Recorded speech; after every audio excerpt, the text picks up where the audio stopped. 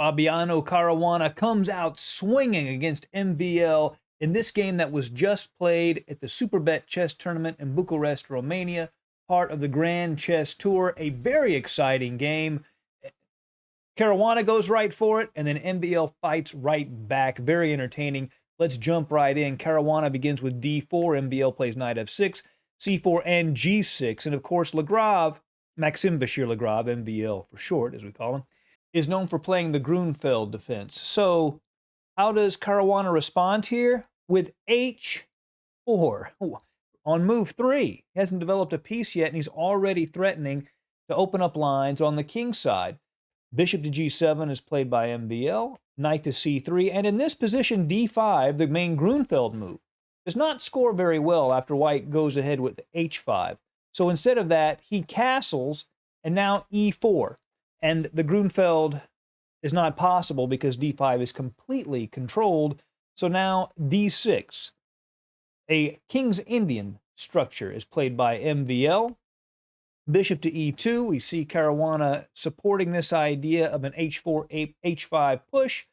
And MVL counters in the center with c5, attempting to open up that long diagonal for his dark squared bishop. d5 gaining space. Now basically, black has two choices here. They can play e6, which leads to Benoni-type structures with the h4 move, sort of an extra move. Or they can do what MVL does in this game and play b5, a Benko gambit. His thoughts are basically, I want to play a Benko gambit with this h4 move sort of being an unnecessary extra move for white. White cannot take with his knight, of course, because then the e4 pawn would fall. He has to take with his pawn, and then a6. We know that the idea is in the Benko black gambits, the a and b pawns for compensation down this a and b file. Now, Caruana doesn't want to just take this pawn and open up those files, so he plays a4, hoping to plant a piece on the b5 square and block those files so black doesn't have access to them. Pawn takes, bishop takes, and now bishop to a6 was played. The main move, the move that had been played before here, was bishop to d2, which is the normal developing square for the dark squared bishop for white in a Benko. But in this case, Caruana takes MVL's bishop. Bishop takes a6, knight takes a6, and knight to f3, just getting his pieces developed.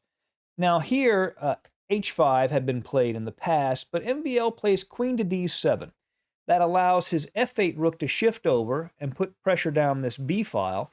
Also, the queen could come into g4, and it certainly helps control the g4 square. Castles is played by Caruana, and now queen to g4.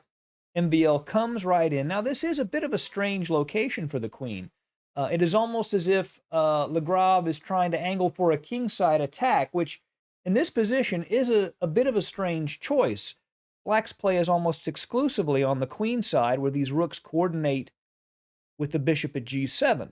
So queen to g4 is a very interesting move. Rook to e1 was played by Caruana. Now, in the Benko, the way white normally handles it is they try to make it so that all the queenside play for black is neutralized, and then white gets their play by playing e5 and generating play in the center of the board with e4, e5, and the rook at e1 helps support that e5 push forward.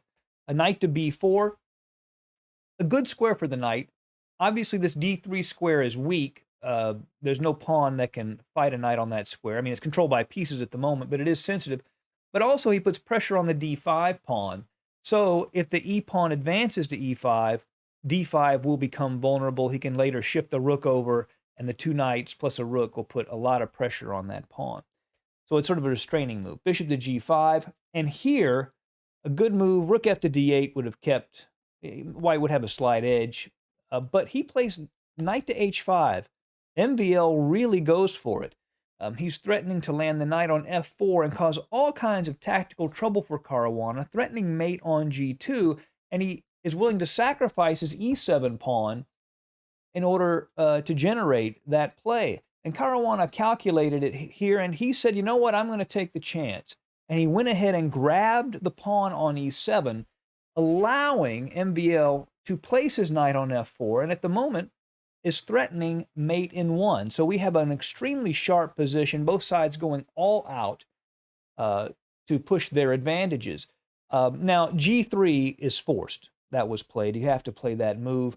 Now, rook f to e8. Obviously, the knight cannot be taken because there's a pin here. We know that. Bishop takes d6 was played. And now knight f to d3.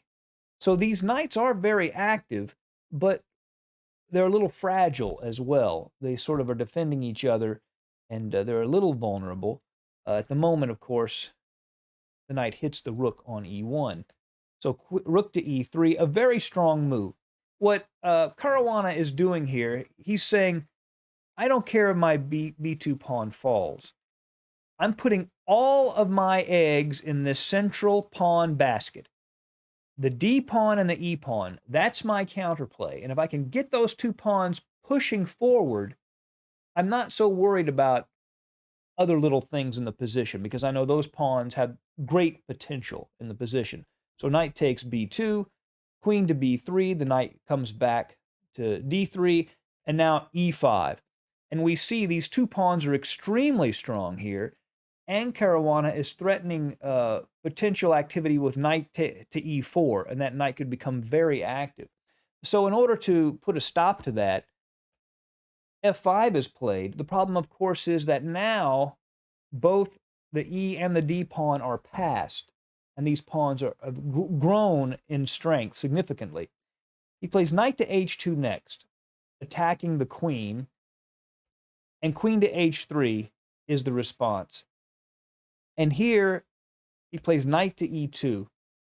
And in this position, MVL resigned. The game is actually over. And basically, the threat is to just take this knight twice. You know, rook takes, knight takes, queen takes, and he would be up 2 knights and 2 pawns in exchange for a rook, and he'd be left with these 2 massive central pawns. And seeing that his position had collapsed, and probably the kingside attack was the wrong choice, Lagrave resigned, and Caruana won a very nice game.